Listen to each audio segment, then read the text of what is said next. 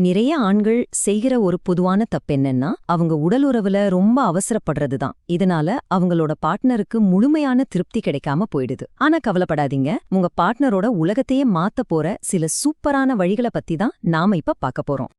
இந்த விஷயத்த கொஞ்சம் ஆழமா பார்க்கலாம் வாங்க. இப்போ நீங்க பார்க்குற இந்த ஒரு வரி தான் இந்த முழு வீடியோவோட மையப்புள்ளியே. பெண்களுக்கு ஆசைய மெதுவா படிப்படியா உருவாக்குற அந்த பயணம் இருக்க, அதுதான் அவங்களுக்கு ரொம்ப ரொம்ப உற்சாகமான ஒரு விஷயம். ஒரு நிமிஷம், இந்த கேள்விய உங்களுக்கு நீங்களே கேட்டு பாருங்க. உங்க வழக்கமான ஸ்டைல பத்தி யோசிச்சு பாருங்க. ஏன்னா இது நாம அடுத்த பார்க்க போற தேர்வுகளுக்கு உங்களை தயார்படுத்த போகுது. சரி, நாம எதை பத்தியெல்லாம் பேச போறோம்னு ஒரு சின்ன லிஸ்ட் இது. பிரச்சனை என்னன்னு புரிஞ்சுக்கிறதுல ஆரம்பிச்சு அதுக்கான தீர்வுகளை கத்துக்கிற வரைக்கும் உங்களுக்கு ஒரு தெளிவான வழிய காட்ட போறேன். பொதுவா ஆண்கள் அந்த முக்கிய நிகழ்வுக்கு ரொம்ப வேகமா தயாராகிடுவாங்க. ஆனா பெண்கள் முழுசா கிளர்ச்சி அடையவும் ஒரு இன்பமான அனுபவத்துக்கு தயாராகவும் முன் விளையாட்டு ரொம்ப ரொம்ப அவசியம். சொல்லப்போனா விஷயம் ரொம்ப சிம்பிள்.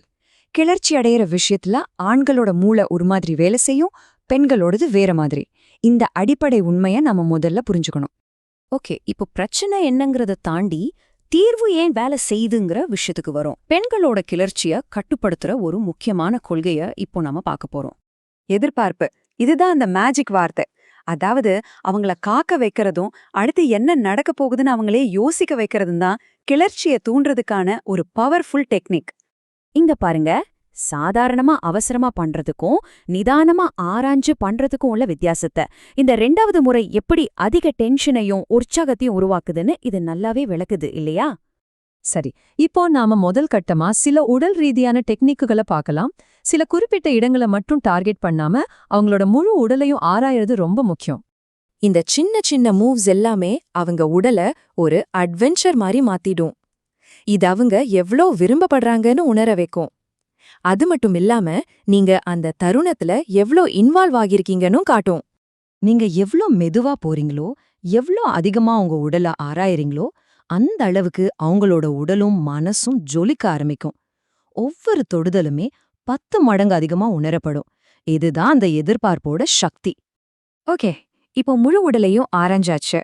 அடுத்து இன்னும் கொஞ்சம் ஆழமா குறிப்பிட்ட அதிக உணர்திறன் கொண்ட பகுதிகளை மையமா வச்சு சில அட்வான்ஸ்டு டெக்னிக்களை பார்க்கலாம்.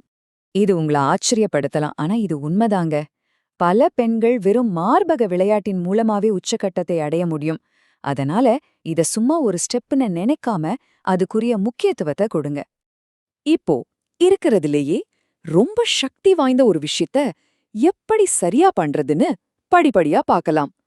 உடலை அதிர வைக்கிற உச்சக்கட்டங்களுக்கு இத திறமையா எப்படி செய்யலான்னு பாப்போம். நாம இப்போ இறுதி கட்டத்துக்கு வந்தாச்சு. இது உடம்பு சம்பந்தப்பட்டது மட்டும் இல்ல, மனரீதியாவும் உணர்ச்சி ரீதியாவும் தூண்டி அந்த இன்பத்தை பல மடங்கு அதிகப்படுத்துறத பத்தினது. இந்த 2 விஷயங்கள் அவங்களோட கற்பனைய தூண்டி தாங்க முடியாத ஆசைய உருவாக்கும். ஒன்னு அவங்க காதுல ரகசியமா பேசுறது, இன்னொன்னு சரியான நேரத்துல கொஞ்சம் பின்வாங்கறது. பாருங்க, இது ஒரு நேரடி உதாரணம். இந்த மாதிரி ஒரு ஆழமான பேச்சு பல பெண்கள் அடிக்கடி கற்பனை செய்து பார்க்குற ஒரு விஷயம். இதுக்கு பின்னாடி இருக்கிற சைக்காலஜி என்னன்னா, நீங்க ரொம்ப நம்பிக்கையோட வழி நடத்தும் போது அவங்க முழுசா அந்த இன்பத்துல சரணடையறதுக்கு நீங்க அனுமதி கொடுக்கற மாதிரி. சரி, நாம இப்ப முடிவுக்கு வந்துட்டோம். இதுவரைக்கும் நாம பேசின எல்லா டெக்னிக்களையும் ஒன்னா சேர்க்கிற முக்கியமான கொள்கைகளை இப்ப சுருக்கமா பார்க்கலாம்.